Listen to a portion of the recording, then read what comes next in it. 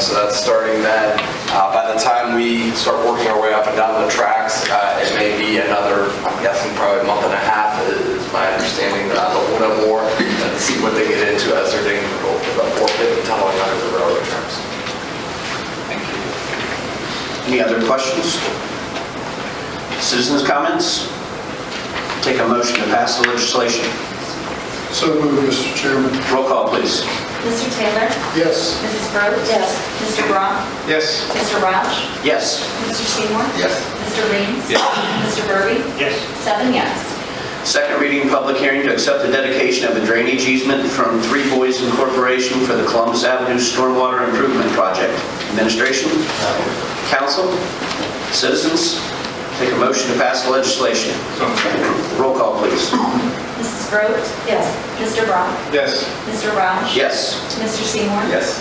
Mr. Reams? Yes. Mr. Burby? Yes. Mr. Taylor? Yes. 7 yes.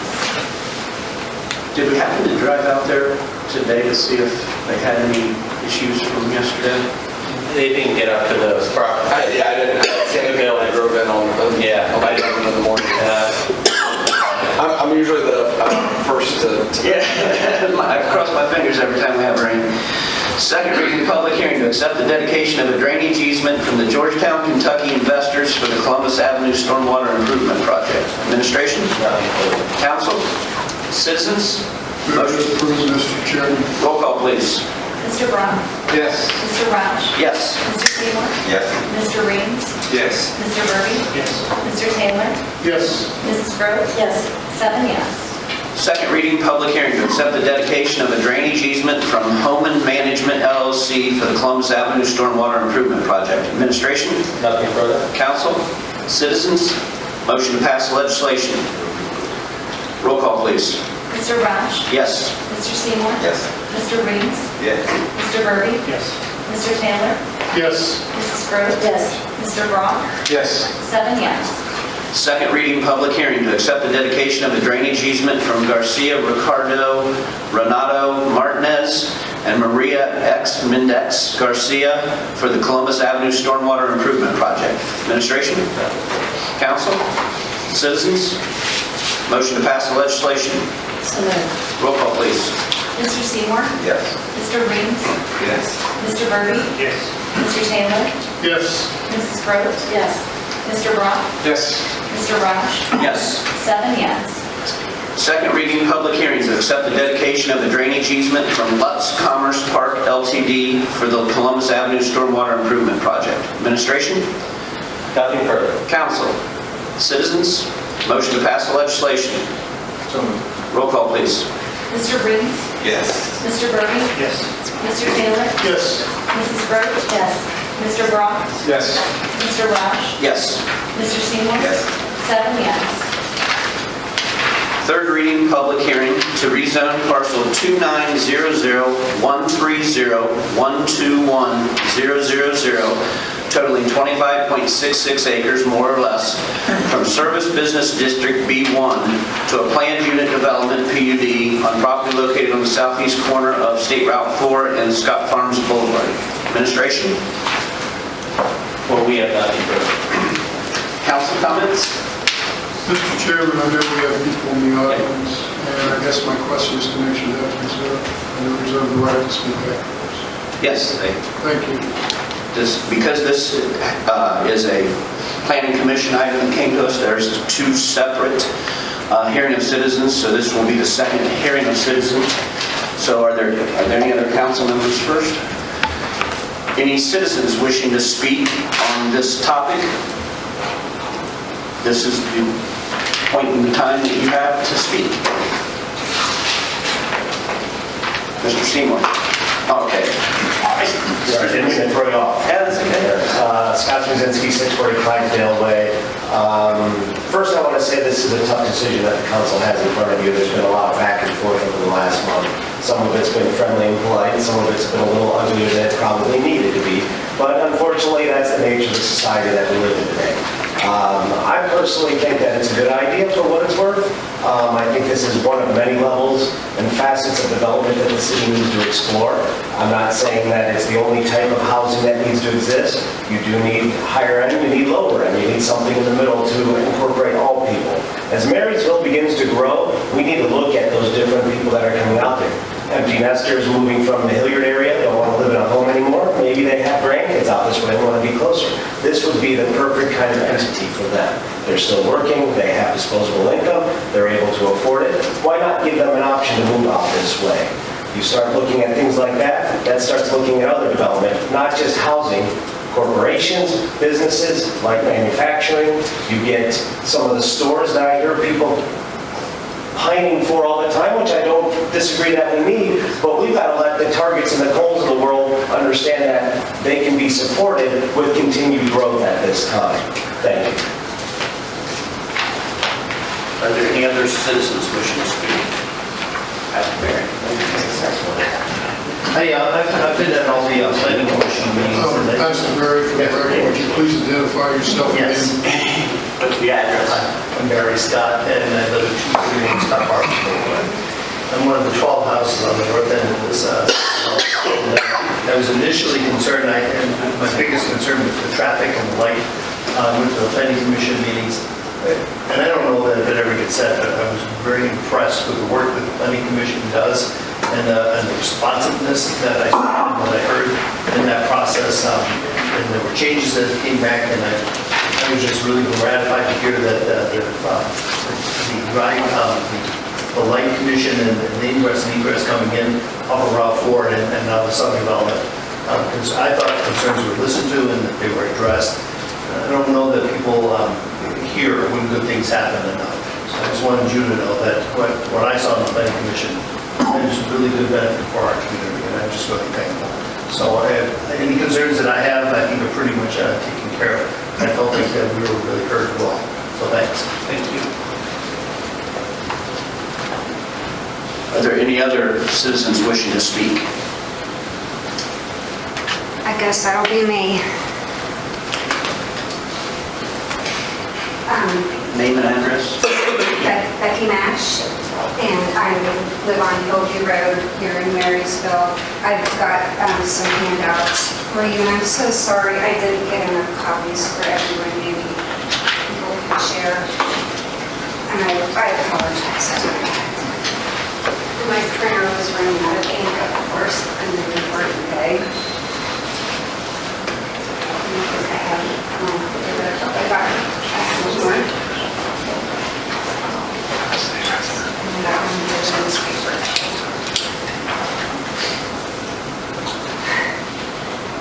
In 2014, Mr. Miller, the property owner, came before the Board of Revision with a complaint against the valuation of this property. He wanted the amount of property tax he was paying on the property reduced. He wanted a $400,000 reduction in market value from the board and testified under penalty of perjury that one of the reasons that reduction was warranted was because the property needed a Phase 2 environmental study. A Phase 2 study is needed when a Phase 1 investigation finds recognized environmental conditions, or RECs, which are releases to the environment of hazardous substances on or in the vicinity of a property. So I'm scratching my head. In 2018, when they're wanting to do this development, we're believing the site is clean. But just 4 years earlier, the property owner is asking for a property tax reduction, stating one of the reasons is environmental conditions exist there. So what do we believe? That stuff doesn't go away in 4 years. So I'm really confused. Both Mr. Miller and Mr. Fry told me outside May 13th meeting that a Phase 1 had been done specifically for this planned unit development. Mr. Fry even texted me this afternoon and said it was completed in October of last year. And I was thinking to myself, how could this need a Phase 2 study back in 2014 But now a Phase 1 report comes back for this development claim. Now, while Mr. Fry and Mr. Miller don't have to legally provide that Phase 1 report to anyone, I can tell you that for that report to be standards compliant, one of the first agencies an environmental firm has to contact to do a Phase 1 is the EPA. I know all records requests to the EPA are public record. So you know me, I contacted the EPA to inquire if there had been any records requests for this property. I checked with the Division of Environmental Response, the Public Records Manager, who also checked with the Records Coordinator. All three told me there have been no records requests on that property in the last several years. Just to make sure, I asked if that would include firms doing records requests for Phase 1 investigations, and their answer was yes, that would be included in the public record. So how can a Phase 1 environmental assessment have been completed if no one ever contacted the EPA for the records to complete that Phase 1? I can't tell you what happened, just that the paper trail isn't there to support what Mr. Miller and Mr. Fry are telling me, and therefore you. The documentation that is there suggests utilizing great caution before proceeding, especially after what's happened at Marysville Estates and the litigation that's sure to be forthcoming from that. You would think that would have jerked a knot in our rear ends, but it looks like we're about to make similar mistakes. A fierce sense of right and wrong is why I'm asking you to please put off voting on this zoning until due diligence can be performed on this property. The health and safety of everyone involved depends on it. Thank you.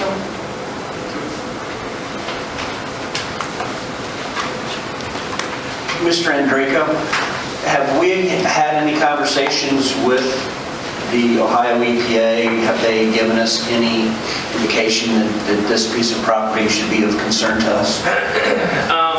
I'm not aware of any issues on this property, although I haven't done a thorough search.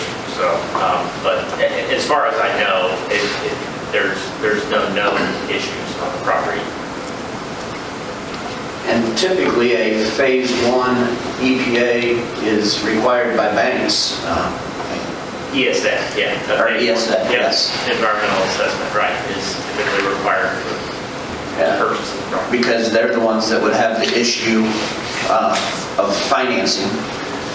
I actually have an answer to that, and I didn't know this. You can actually purchase environmental liability insurance that will help you avoid going through those processes of a Phase 1 and all that, so.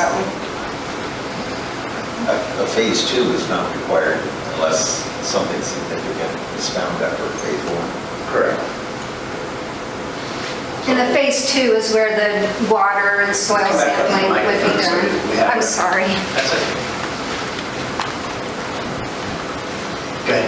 A Phase 2 is where you would actually do water and soil sampling to find out exactly what would be on that property. And I'm not sure how many of you guys are aware of this, and I'm not sure where Mike is at on that, but I know that they were looking into adding more monitoring wells in the former Mill Creek Channel, where I don't know how many people have seen my video, but the landfills there, the trailer court and the Marysville landfill, are known to be leaching their waste into that former Mill Creek Channel, which borders this property. So just another reason why I really think we need to be careful here.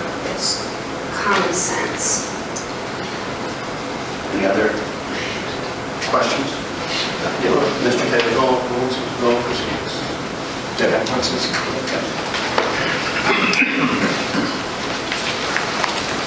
Sorry, I should have given an update earlier. We've been working with the developer in regards to the traffic agreement, and they have signed it. Their president and CEO of Redwood has signed it. It's on Terry's desk to design. So we haven't executed, but all parts within that agreement are good to go. So we were able to come to an agreement on that and all the language. For the most part, it just commits us to putting money into an escrow next year and then go through the budget process for the traffic signal that's being proposed at Scott Farms and State Level. I have a question related to the development also. At the first meeting, I talked to, are they here? Yeah. Yes. Okay, I talked about potentially scaling back the size of those buildings on the north side from 6 units to something smaller like 3 or 4. And I didn't see that in what we have tonight. Was there a change made? Good evening, Todd Foley with Todd Design on behalf of the developer. So we need to go back and look at that comment and concern amongst all the others that we heard.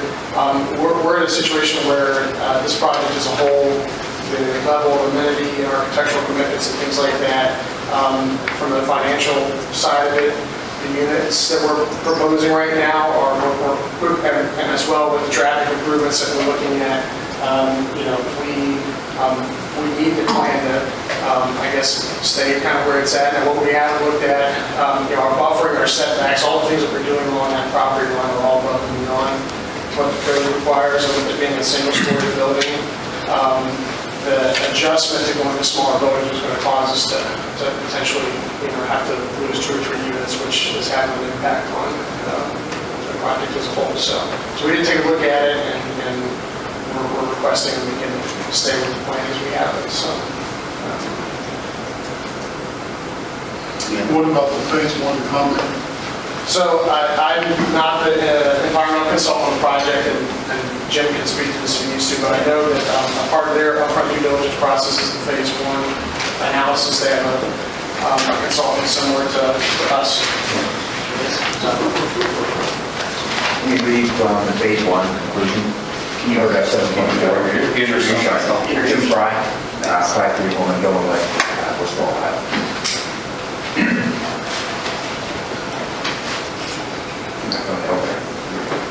Conclusion, paragraph 7.4. CEC has performed a phase 1 ESA performance with the scope and limitations of ASTM practice D1527-13 with the subject property. Any exception to or deviations from this practice are described in paragraphs 1, 4, and 8 of this report. ESA is the result of no RECs in connection with the subject property. And I'll still read the comment, Jeremy. And who did you say performed that? CEC. Quick question, when was that done, and when was that report? Jerry, you said you are going to forward it to Jerry? Yeah, I'll work right now. Yeah. Okay, but it has been done, date, I didn't hear a date. October 11th, 2018. October 11th, 2018. Okay, so there should be one on the file, I guess that's my question. Some places. Jerry, am I wrong? Should we not have a copy of this on the clarification? As of now, we do not require that as part of development, but we are working for that. So once he sends it to me, it becomes a public record, and then we can share it with whomever makes that request. This is a learning process for me as well, so I'm just trying to make sure I'm on the right page. And I know we talked earlier about, this coming to light and being able to address some sort of concerns that may be something that Planning Commission and City Council elects to require moving forward. So that's something that we'll look through as part of the citywide zoning process and things like that. If that's something everybody agrees to. And if I can say, I've been doing this for a couple of years, right at 20 years, and it's the first time I've ever asked about this. I've never been required to submit to any state. I'm glad you're doing it. And if I didn't do this, it would get it right.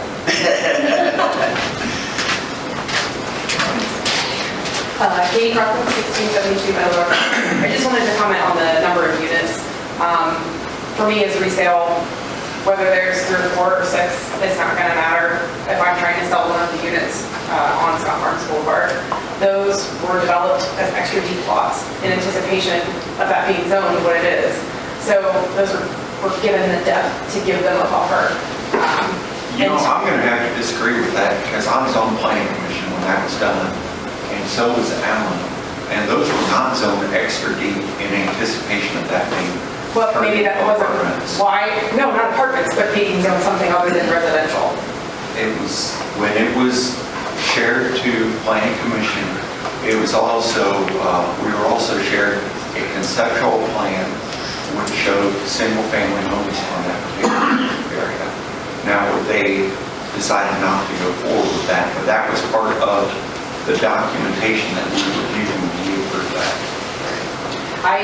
The way that I see it now, and what I see in similar subdivisions that back to industrial Columbus and back to things that are non-residential, is that model is that. They're extra deep. Other undesirable things, power lines and things like that, they make those deep so that the homes are away from potentially something undesirable. So for me, E1 versus what's going in, rather resell something to an attractive one-story, what could potentially be good for Any other questions? Yes, Mr. Seymour. With regard to the traffic light then, just to drill that a little harder. So timing, once again, for residents to move in here would be first quarter next year? What do you think? Jim, how soon do you anticipate residents, if this goes forward, moving into this neighborhood? Is it going to be probably towards the end of like fall next year? Yeah. Fall? Yeah. So summer, fall next year. But if we start construction this fall, which is by the time we get our engineering done, we could have people, potentially have people moving in the spring. Okay, timing of the traffic light is what this comes to. So we will budget then, so we can fund this next year. So what I guess we'll probably have to work together. It seems like Jim's money is probably a little more fluid than ours, so we may suggest they do the design and order the poles, and then we pay for the install since our money won't be available until 2020. So that'd be something that we'd be able to work through and make sure that it essentially gets installed as soon as we can. So the street improvements, the light installation, the line striping, et cetera, would be completed before the first resident moves in. In an ideal world, yes. Yes. How do you think it take long? Those mass arms take forever, so that's the one thing We just can't afford delays on the Yes, we figure out to do our best to get it within a month for sure. What I'm told is it takes 12 months. There's a lead time on the whole of 12 months. So, and we haven't started engineering yet, so that we're probably a month and a half, 2 months out on engineering, so that June, July, in that time frame. And keep in mind, we're going to be bringing a building on at a time. We're not going to have the influx of all 150-some units coming on at once, where we're going to be drastically, impacting that. So there'll be a building at a time. So hopefully that combination of everything else we're doing is I'd like to have some sort of a commitment, because you get the first unit in, the second unit in, and the traffic situation still isn't resolved, and you have the current problem we have today continues to make it worse. So I think the timing is critical in this light with regard to the timing of residential expansion. We will make sure that that's the case. That the developer's agreement between us, in addition to the traffic contribution agreement, states that no building can be occupied until the traffic signal is in operation. Or can we say no more than 2 buildings to be occupied? Okay, yeah, maybe like a building or something, yeah. Okay. That sounds good. Then another question that I had at one of the meetings was the Scott Farm silo and barn, whether you would be able to merge that landscape in with your landscape. Because you got two different designs right there close that don't gel. So throughout this process, we've had good communication with the HOA of Scott Farms Boulevard, and we have not engaged them to answer that question, but we intend to. So I think it's our commitment that we will that will be the appropriate group for us to go to see what opportunities exist to add landscaping to it, or whatever that may be, and look at how we can kind of try to tie it together. And as we come through the design review board, if we're fortunate to move forward here tonight, our plans can hopefully reflect that dialogue. And I realize that doesn't come back before you guys, but would be something that we can share. So because I think it's a great comment. I think it's appropriate. Okay. All right, well, good luck with that, and hopefully it can look homogeneous. So it look like they belong together. Mr. Taylor? First off, I know I've been one of your enemies from the word go, from the standpoint of 1,000 questions and 1,000 concerns, and Mr. Miller can tell you as well, that I wasn't keen on the idea from the start, but there's some things that I needed answered. Chief, and I'm looking at chiefs, plural, any concerns you have regarding this area, are we going to be able to maintain our expectations for safety and everything in the area? I think we can, from what we know right now, yes. Okay. I think the traffic lights are an awesome idea, not just because I live there. I understand that, but that was one of the things that I had my first set of questions, plus the load concern of the actual traffic and what it would be, and I wouldn't do anything until there was a traffic study done and a guarantee of a light and lanes to accomplish the load. I'm just trying to make sure that we're on the same page with the questions I think from the word go. My other concern was the load of the land, and do we really need that many houses there? I am not a developer, but I am concerned about the growth of Marysville, and that it's smart growth, it's good growth, it fits the needs of the housing that we need to have. I think the pricing on this is going to be close to what we want to see. Always concerned about that. The other thing I was concerned about was a good neighbor policy, and I'm assuming our two neighbors have got everything worked out back there, correct? Mr. Miller and Mr. Navin, we're good. The one thing I did ask is that you concern and look at the businesses and the neighbors out there, and in talking to one of each since our last meeting, their concerns are they're okay with it. They like the way you're talking, and for that reason, the questions have been answered. The only thing that's in my mind that worries me is reading that copy for the first time, and I'll be honest with you, I won't know what I'm reading until I sit and read it. I don't question your integrity whatsoever, just sometimes I need to see that. I'm very comfortable supporting this with the idea, and we'll look to my two engineers back there, that when we see that report, if everything's good to go, we make sure that everybody's got a good, clean copy of it. As far as asking developers to give me information, to do what our planning commission asked, our design review asked, I have no doubt that you folks will take care of that. So what would have been a negative vote 14 months ago, you can consider a positive, as long as we make sure we take care of the traffic, we take care of the neighbors, and we make sure the lights up. I'm not a person that's going to lead you astray, and that's nothing that Mr. Miller and I hadn't talked about. That's nothing I haven't talked about to other people out there. Again, my priority is make it look like it belongs, and not just we dropped it and let it go. I have faith in that man back there and the integrity of what he had for the community. So I hope you the best of luck. Mr. Seaman? Yes, one more remark in regard to Mr. Navin and Mr. Fry agreement. Does it affect the layout at all? And So, or do you have an agreement? So obviously, this is just something that has, I guess, come to our attention tonight, but it's something that we're able to, we're going to reach out tomorrow. Jim's going to reach out tomorrow, and I think that our layout, the way that the front building in the southwest corner, we have a road, that there's a way to extend that so that, and then any necessary easements or whatever, so that we could provide access to that small piece, that 1 acre piece in the corner that's in the southwest portion of it. So we're committed to work with him. And is that what you're referring to? It is what I'm referring to, which means a change to the plan. Technically, it would be a change to the plan, which would be different than what we'd be voting on tonight. I mean, I think the plan itself, we're talking about just a small extension of the road. And we're not sure what that might be. That's something we probably would have caught during final engineering, and I know we may, as long as it's a minor tweak, there is a process for minor tweaks to these. If it's a big change, it obviously has to come through planning commission. The road will stay the same, the existing road will stay the same, buildings are going to move. It's just that the road comes south, there's nothing on the end of that road. It's the extent of that road, whether it be the road itself or it be pavers or something that allows them. My concern is that right now, all it is a verbal agreement. There's an existing easement on the property. gives him access. It exists today.